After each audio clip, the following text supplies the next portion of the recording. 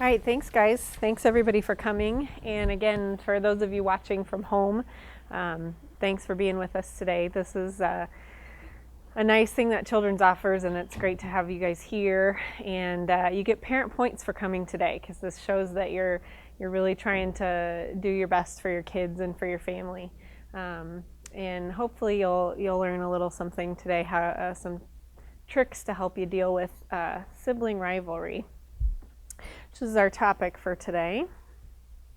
So this is how we'd like our kids to be: happy and smiling and hugging, and sometimes our kids are a little bit more like this. Sometimes it feels like all the time our kids are a little bit more like this. So hopefully, again, we'll kind of give you some tools to help with those harder days and harder times. Sibling conflict is going to happen. Anytime you have more than one person living in a place, conflict is going to happen because we all have different personalities, we all have different points of view. When you're talking about siblings, you're talking usually about kids who are different ages and at different developmental stages, and so there's bound to be some conflict that goes on there. Learning to argue is actually a really important skill for kids to learn, and they probably learn that more from their siblings than they do from anybody else.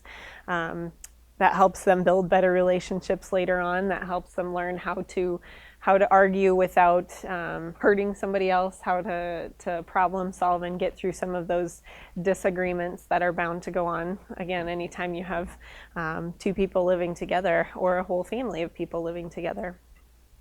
You can kind of predict what those conflicts are going to be based on where your kids are developmentally. So toddlers are going to fight about toys and space. Middle schoolers more about space and TV and electronics. And high schoolers, they're at more of an independent stage where they're going to fight about who gets to do more, who gets to stay out later, who gets to drive the car that weekend, that sort of thing. So by understanding where your kids are developmentally, that can help you both predict the conflicts that are likely to occur and give you some ideas how to help solve them. So siblings fight most of the time for some sort of parental attention. And a lot of times that's the only reason they're fighting. They're trying to get your attention, whether you're trying to get something else done or they feel like you're paying more attention to one child than the other. They're trying to get something from you specifically as the parent. Again, the personality complex is another reason that kids fight and argue. You might have one child who's very laid back and has a long fuse and will let a lot of things roll off their back, and another child who is a little more intense and shorter fuse and tends to get riled up pretty easily, and a lot of times that'll cause some tension.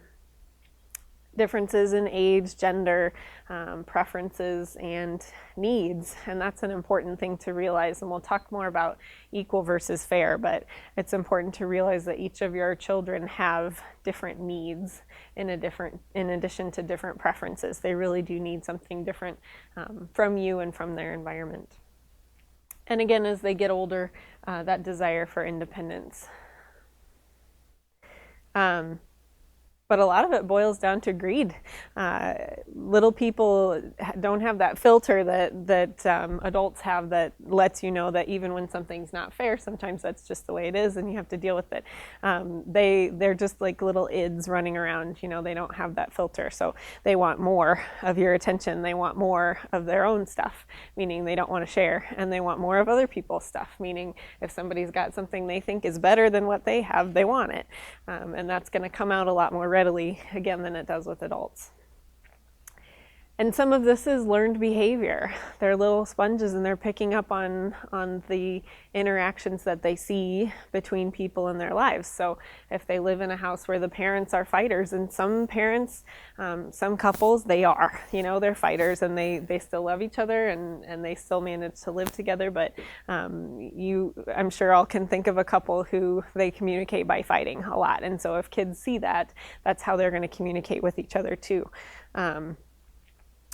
And of course, it's easy to blame the media, but if they're watching a lot of shows that show conflict, or if they're watching Teenage Mutant Ninja Turtles and then they're practicing karate on each other, it's not too hard to see where that's coming from. So of course, with more video games and stuff like that now, they're surrounded by that, and they're more inundated with the violent behaviors and the conflict and relationships. So what you really want to know is, what can you do about it? There are some steps you can take before the fighting starts to help prevent the arguments. And one is to have house rules. Every house should have house rules, and how you choose to communicate those is kind of individual to your household, but they should be communicated clearly, preferably in writing. A lot of families think it's helpful to, once your kids are old enough to read, put those up somewhere, put them on the refrigerator, put them in the kitchen somewhere everybody is.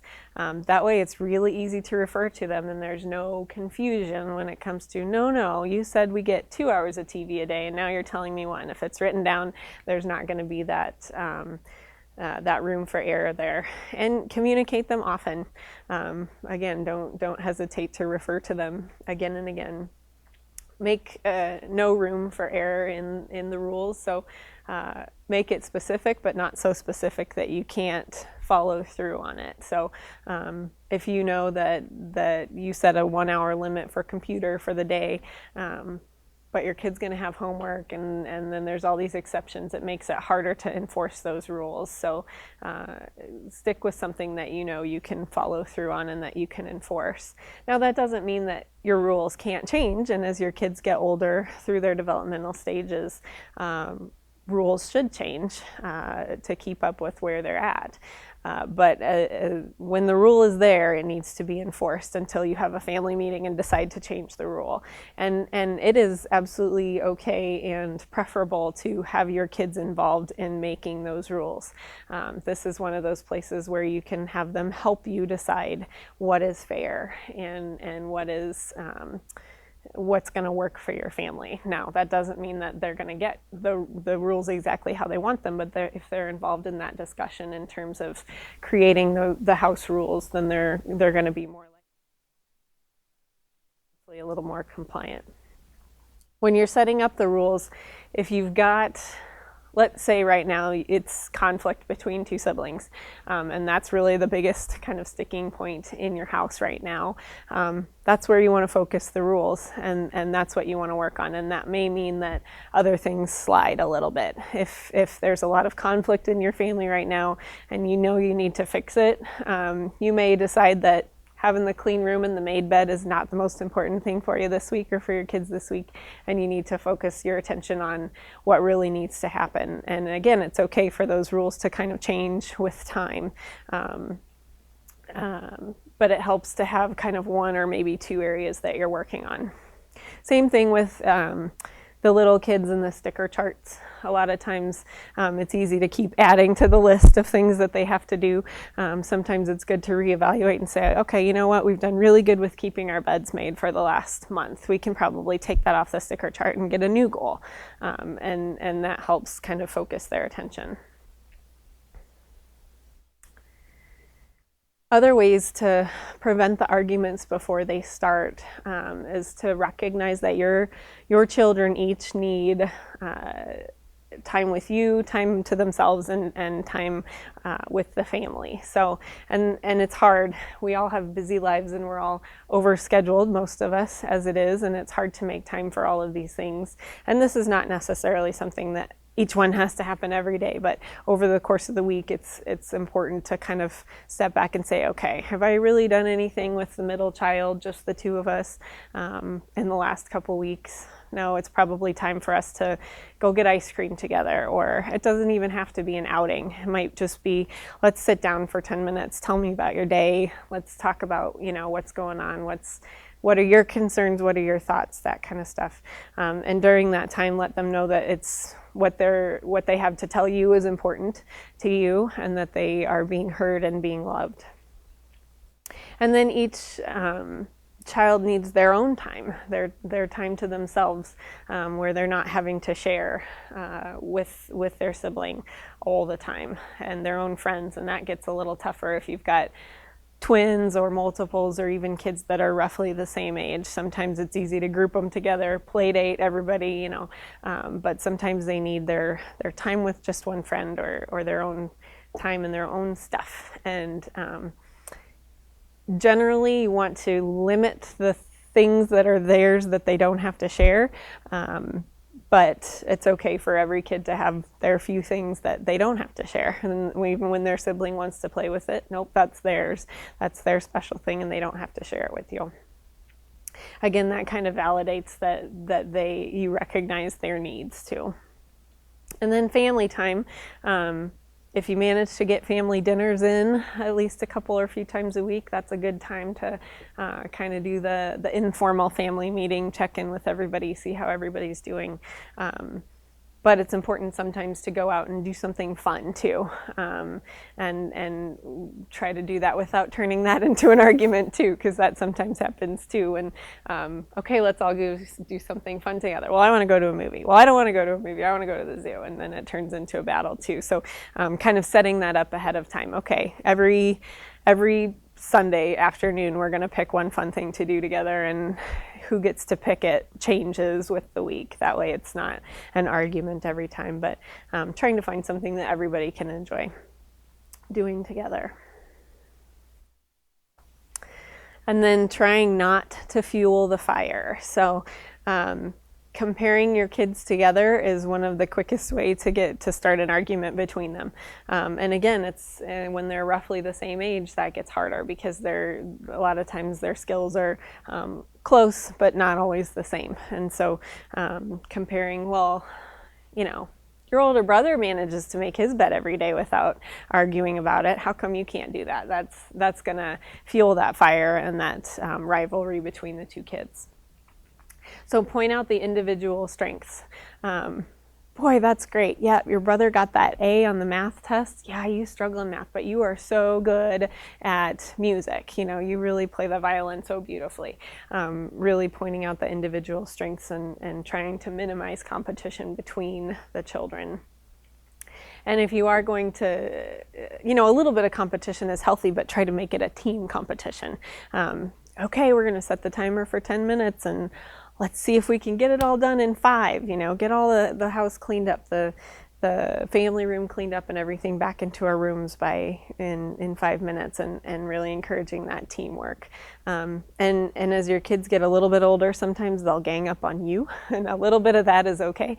If they're a team and you're kind of the enemy, sometimes that's bound to happen. As long as it's not something that's harmful, then some of that is okay too. So, how to not fuel the fire when the fighting has started. If you can, stay out of it. The temptation is you hear them bickering from the other room and you want to jump in and just make the whining or the yelling stop. But again, they're learning those important negotiation skills, arguing skills when they're working it out themselves. Once you step in, that development process kind of grinds to a halt for a little bit. So if you can stay out of it and let them work it out and come to a conclusion themselves, that is going to teach them the most out of that interaction. But sometimes it gets to the point where they're not fixing it themselves. They're not able to work it out themselves, and they need help, and that's where you step in as the parent. If they're at that point where they're just screaming at each other, usually you need a cool down period before you can accomplish much. If they're already at level 10, you got to bring them down to 2 or 3 before you can get them to listen to each other enough to end the argument. And then after they've had that cool down period, bring them back together and ask them to come up with the solution. And you'd be surprised, sometimes they can come up with it quicker than you would think, or come up with a solution that, hey, you don't think would be fair if you were in that position, but if they both are agreeable to that, then that's fine. And sometimes you may have to give suggestions. They're not always going to come up with a solution that they're both happy with. And you may have to give them, okay, yep, you want to watch this show and you want to watch that show. Here are your choices. We can turn the TV off and nobody gets to watch anything, or you can each watch a half hour of whatever you want, or kind of give them some options if they're not coming up with anything. But you'd be surprised how quickly they can come up with stuff on their own if they're given the chance. Never identify a victim. If two kids are fighting, there's usually, not always, sometimes you've got one that's way older than another who's always the aggressor, but a lot of times it didn't come out of nowhere. There was some underlying conflict and some underlying tension. And if you identify a victim, what happens is then they fall into those roles. You get the victim and the bully, and once you've identified them as such, they're going to continue to be the victim and the bully. And typically the victim is the tattletale that's coming to tell you what happened. Well, you're getting one side of the story from that, and so if that's happening, you want to make sure that you don't identify that as a victim and punish the aggressor. It needs to be all or none on the consequences. So if it's something that's punishable, everybody gets punished, even if it was different offenses for both, or 3 or 4, however many were fighting. And the consequences, you all need to go cool off in your rooms for a while. That needs to be everybody. It's not, well, you hit your sister, so you go to your room and she gets to stay out here and watch TV, because you're just reinforcing that she's the victim and he's the aggressor and that kind of thing. So the consequences, like I said, if there's going to be a punishment or a consequence, then it really should be dealt to all the parties, because chances are they were all involved. And do make sure that you get both sides of the story. And if it was truly one person is really always the aggressor and it's unprovoked, then that's something different. We'll get into that a little bit, but in general, there are two to tango, and they're both usually involved somehow within that conflict. So, what are some of the common things that kids fight about? And again, if one is better at a certain sport, gets better grades, they're going to bicker about that and argue about that. Or some of the, with the younger kids, as well as whose picture do you like better, or whose song do you like better, or who do you love more? And it's really important not to get into those sort of comparisons. I want what she has. Again, it goes back to they're all kind of little greedy monsters sometimes, and so they want more, and they want more than what they have. So trying to avoid getting into that scenario of the two people, fighting is good. TV programs, again, and electronics, video games, that kind of stuff, they're going to fight over who gets to pick, who gets to play longer, who gets to play more, who's winning. So a lot of times that'll come up. And then chores. Well, I had to vacuum last week. I don't want to vacuum again. Or I had to clean the bathrooms, and now she doesn't have to. And that gets into the equal versus fair we'll talk about here in a minute. Mom, that's not fair. Kids are very, very black and white when it comes to what they think is fair. And for them, usually they think fair is completely equal. But again, you don't have completely equal kids. You probably have kids that are 2 different ages, 2 different developmental stages, 2 different personalities, that things are never going to be equal. So equal is not always the best thing for your kids. And when they are starting to come up with it's not fair,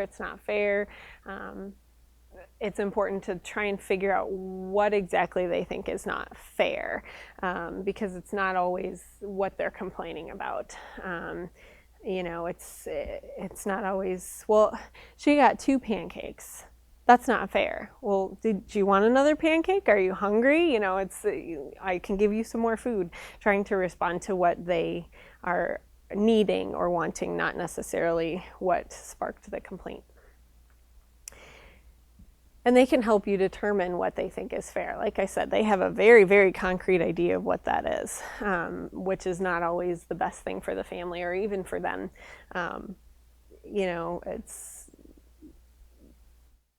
sometimes if you can put them in the other sibling's perspective and say, all right, well, how is this fair from this standpoint? It kind of makes them take a step back for a minute. And again, that's one of those skills you learn by fighting with your siblings, is how to see something from another person's perspective. Give them permission to disagree. Like I said, they're not always going to come up with a solution that is amenable to both parties. They're not always going to be able to come up with the right answer on their own. So make sure that you're validating their feelings as they're going through that process and saying, yep, I understand why you are mad that your sister got to watch an extra hour of TV today. I would be mad about that too. Boy, you're right. I can certainly see why you're upset about that.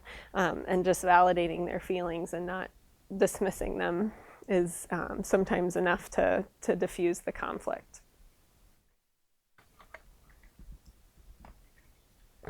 There are some special circumstances that lead to more bickering or different sort of sibling rivalries. If you have a special needs child in the home, things are never going to be equal between those two kids. And so it's important to again, talk to both and talk to the child who may feel slighted because they don't get as much one-on-one time with mom or dad because they're healthy and they don't need as much hands-on care, and figure out how you can make it feel fair to them. But helping them recognize that it's never going to be equal. In a blended family, if you've got two kids who were raised in different households and now you're trying to raise them all together, there are bound to be conflicts that come up in that. And it's important to find a way to keep some routines from both of the families so that neither one feels they're being totally slighted, and to respect that there were differences in the rules before you all lived in the same house, and that there may be things that you need to resolve as you go through, and that things will not always be the same as they were in the previous house. New baby, preparing the older sibling, and again, it kind of depends on the older sibling's age. The middle schoolers and up often can help with care of the little one. Even the 2-year-olds, can bring you a diaper and bring the changing pad and the wipes and stuff like that, and help with the new baby. And so it's important to start talking about the new baby and help the older kids realize that it's going to be different. It's going to be a big change. They're not going to have as much one-on-one time, and that it's not necessarily going to be very much fun for them with having a newborn in the house, because they're not really fun to play with for the first several months. So it'll be a lot of time away from you that can't be spent with the baby yet, and that'll be hard for them. So allow for an adjustment period. Do not try to potty train your toddler when you're in your 8th or 9th month of pregnancy, because a lot of the behaviors will kind of regress a little bit after the baby's born and they're not getting that much attention from you. So that's not a good time to change up the routine. I would wait until baby's been around for a few months and then potty train, or then move to the big girl bed. Or that's one of the hardest things, I think, is you kick them out of their bed and then the next month there's this baby there, and that's really hard for some kids. So sometimes you have to bite the bullet and buy the extra crib like I did, and not try to do that all at the same time. So just to reinforce, there are positive lessons that are learned from all the fighting that your kids do. They're learning negotiation skills, they're learning self-restraint, how to not blurt out exactly what you're thinking, and how to not just reach out and thump your brother every time he says something you don't like. And again, seeing another's perspective, and that one takes longer, and so that's the one where you can kind of help when you're guiding them through those arguments, and helping them see things from the other person's point of view. And those are all important skills that those without siblings learn in a very different way than those who have siblings. So it's important to try to remember that as you're going through those bad days,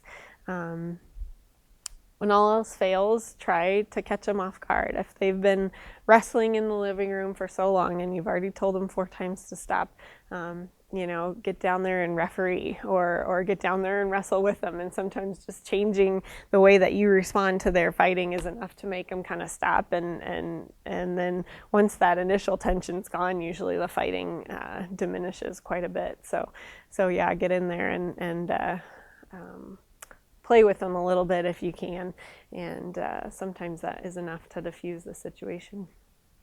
Sometimes it's not, and sometimes you'll send them to their rooms half hour before bed or an hour before bed and make them stay in there because that's all you can do at the end of the day when it's been a really rough day.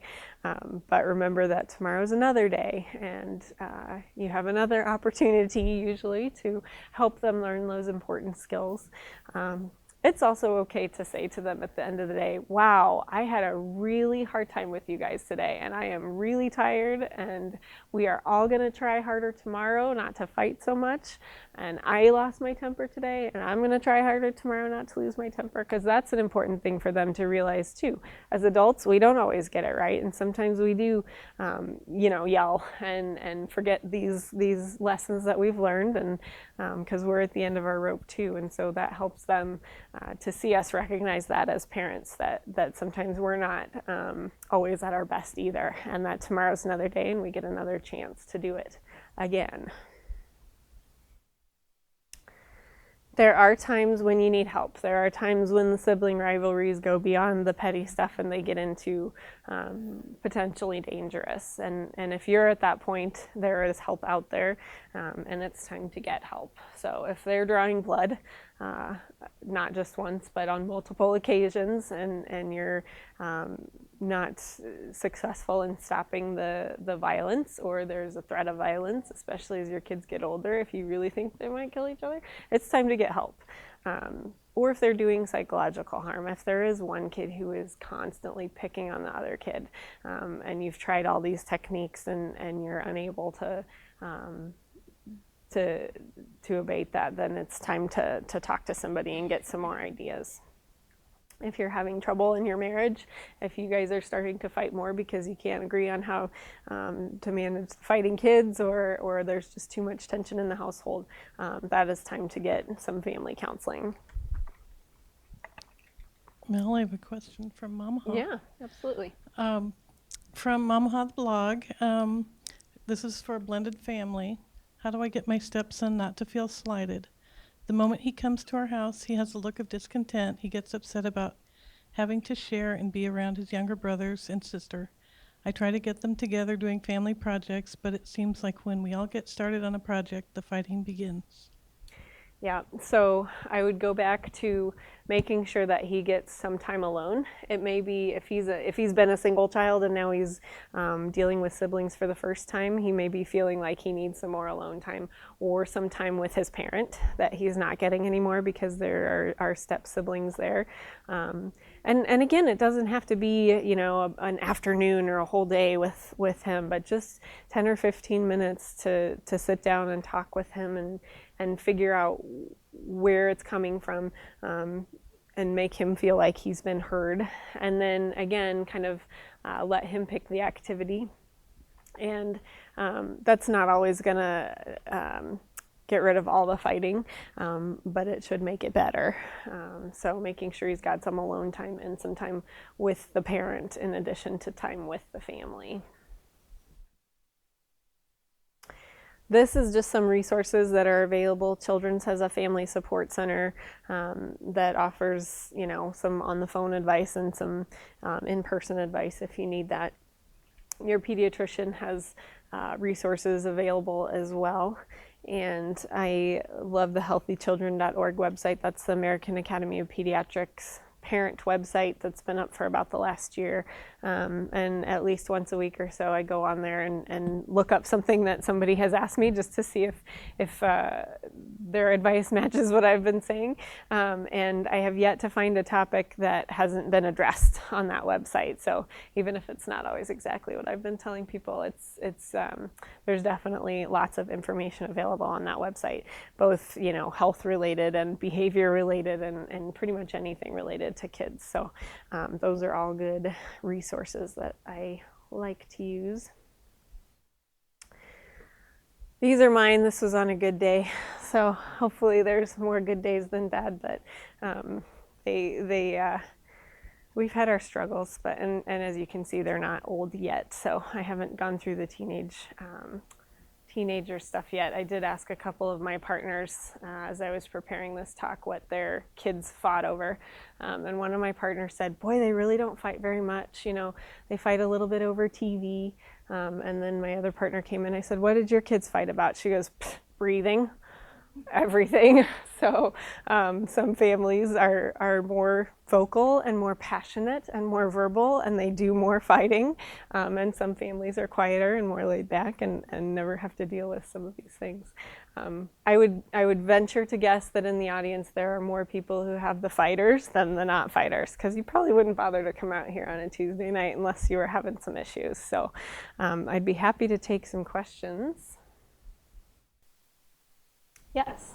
What are some good consequences as far as, whenever you have two siblings that are fighting and pushing each other around? I always tell the other one you're sorry and, give each other a hug, make up. Right. But what else? Did you see the one online where you put them in one big shirt and you make them walk around together? No, that's probably not the safest thing to do if they're fighting with each other. But yes, and alone time, separating them out. And sometimes it helps to have a predetermined amount of time that you do that. Okay, if I catch you guys fighting again, it's going to be 10 minutes in your room or half an hour in your room until you can calm down and not fight with each other. Sometimes if it's recurrent, you might have to take away more privileges, and that's different for every kid. So, it depends on where they're at developmentally. But yes, and again, if that's the big thing that you're dealing with right now is sibling fighting, then that's where you want to focus your attention and make sure that you're really, really consistent.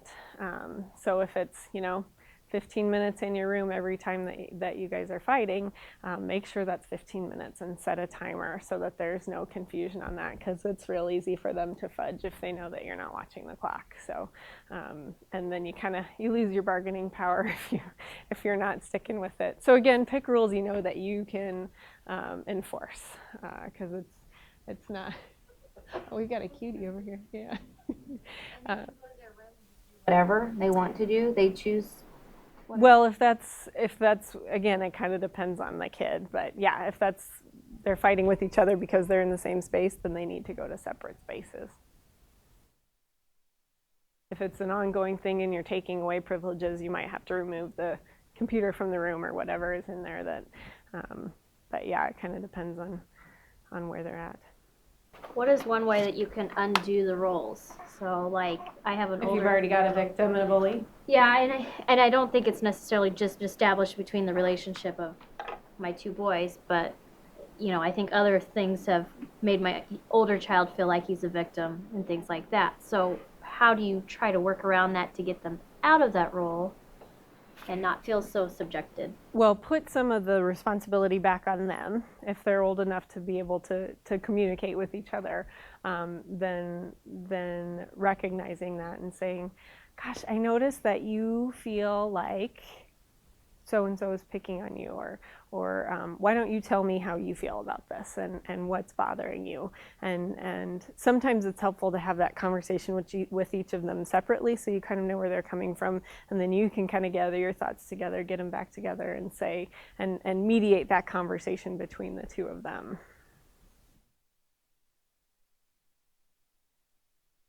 Yeah. Well, I have 4-year-old quadruplets. And I have one that is very, he just wants everything the other 3 have. And so he's kind of like, yeah, he wants it, he gets it, and then he moves on to whatever else they have. And, I try to do timeouts and things like that, but he just seems to focus on that all the time. But he also has a disability. He has CP. And so... how do I... Wow, you're really dealing with all. You've got multiples and the special needs child. So, it's a busy house. I need help with that. Yeah. Okay. So so with him, it sounds like working on some delayed gratification, and that again, developmentally appropriate for a 4-year-old. They're not very patient. So sort of working from, just a minute if he's demanding a lot of your attention. Just a minute, and make him wait 10 seconds, and then make him wait 30 seconds, and sort of gradually building up to that. And that helps with that delayed gratification, because again, they want it right now. And that helps with the siblings waiting on a new baby or expecting a new baby. Doing that just a minute, make them start waiting and doing gradually longer lengths of time without your attention, because that'll help them get more prepared for having more kids in the house. Anything else from Mama, huh? Did you hear me? Not right now. They're just saying that you made a great point about the undoing the bully victim role. Undo the bully victim, yeah. And it's hard once it's already kind of ingrained. That's a tough thing to undo, but getting them together and trying to make them sort of recognize where the other one's at and come up with a solution together. Yeah. So 5 and a 3-year-old, and my 5-year-old wouldn't necessarily say puts herself in the victim role all the time, but she likes to play by herself, and she likes to build with blocks or Legos. And my 3-year-old, who will be playing by himself, decides he wants to come over and knock it all down, and she gets very frustrated with that. What would I do, like in that situation where she wants to play by herself? And she needs her alone time, because she does share. She does, they do have time together that they're actually civil with each other. Right, yeah. So what would I do in that case where she's not playing the victim, she's just frustrated because she just needs that alone? Would that's hard with the 3-year-old. Situation, or just like divert his attention somewhere else? Well, you can do that to a point, but you're not always going to be right there either when that's happening. So sometimes he's maybe doing that to get her attention. He's trying to get a rise out of her. So helping model ways of getting her attention that are not destroying her stuff. So even just acknowledging that, saying, "Oh, you were trying to get your sister's attention. Next time, let's try just saying hello, or just coming in the room and talking to her, and then turn to her and make sure that you're acknowledging, wow, that is so frustrating when your brother comes in here and knocks down your stuff, and making sure that she's getting more of your attention from that interaction than he is, because if he's kind of the pest, and then you're focusing, even if it's negative attention on him, you're still giving him more of your attention. That's sort of reinforcing that behavior too. So if you can say, boy, that wasn't nice, and then go to the daughter and give her more of your positive attention and stuff, that'll sink in that, boy, that didn't get the response that I wanted from that. Yeah. As far as breaking up an argument with your kids, I have a 10 and a 6-year-old. So sometimes I'll break it up by just saying, okay, nobody talk to each other. You go over there and you go over there, and just break it up and it's done. Mm-hmm. Sometimes you break it up by talking to them and negotiating through it. Is it okay to do both of those methods? And if so, how often does it matter if I'm doing it half the time, or if I'm doing 90% of the time I'm doing one method? Is that bad? Well, it depends on how it's working for you. So, if it's working, because you're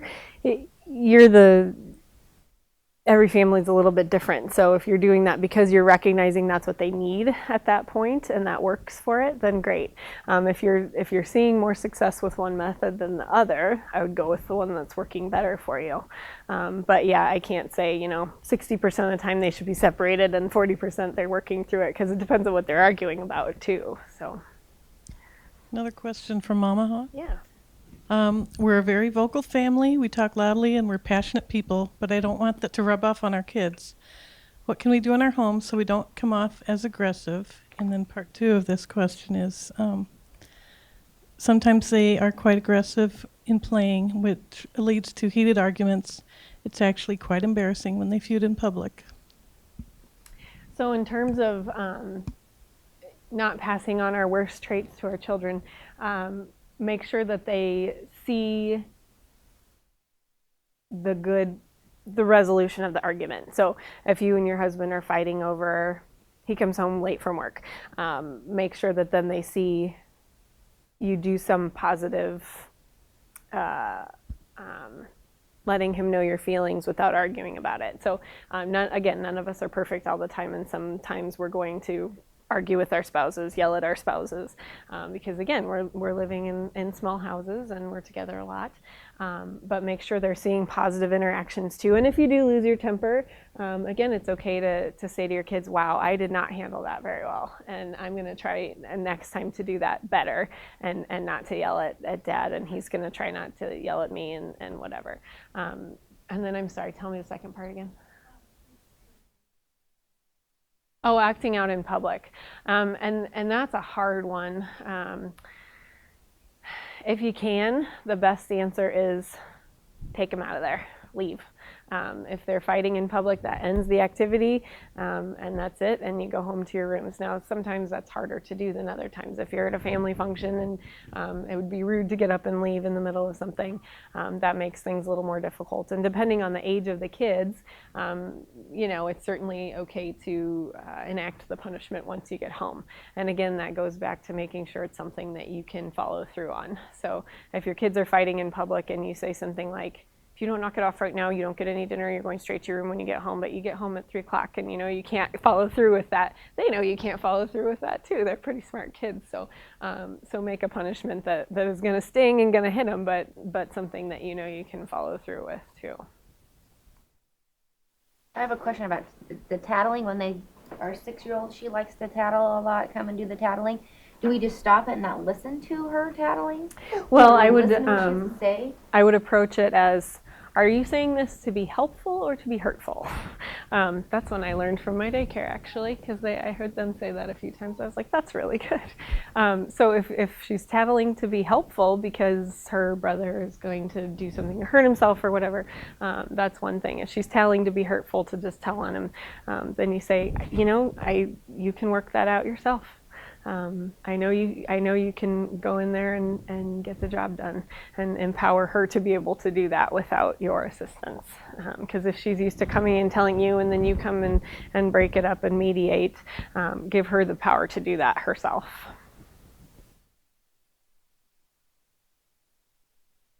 Yeah.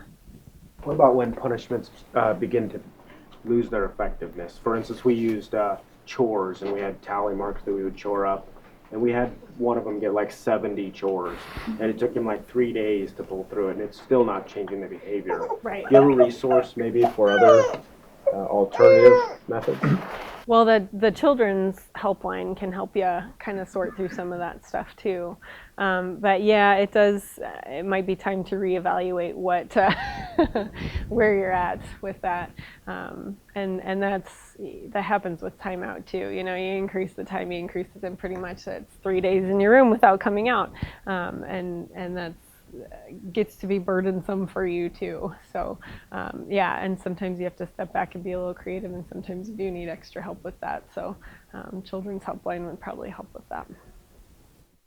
Yes. The Children's Helpline, is that the Family Support Center, or is that staffed by like just normal people, or is it staffed by counselors, or?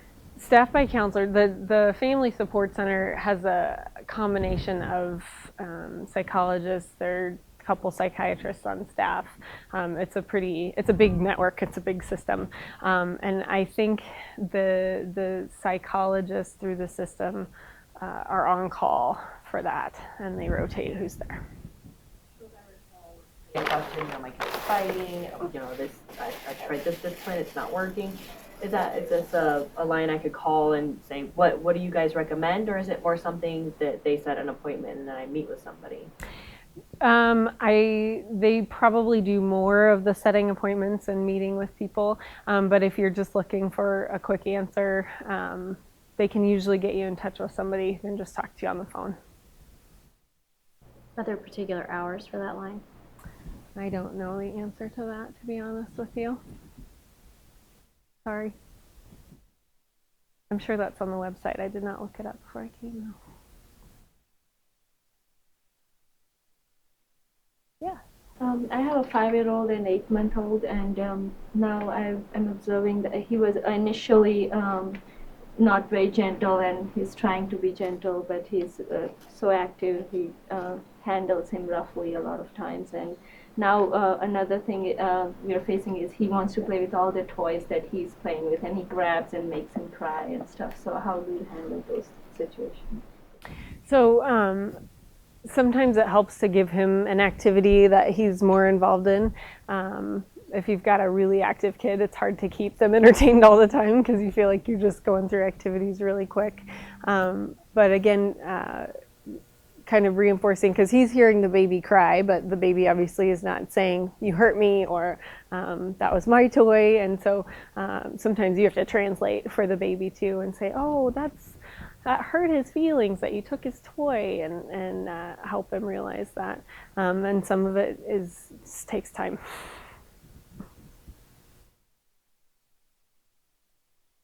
All right. I'll be up here for a few minutes if anybody has any questions they want to ask afterwards, but thank you all for coming, and thanks everybody who is watching online. This was a great session. And anything else we need to say before we're finished? Okay, thanks again.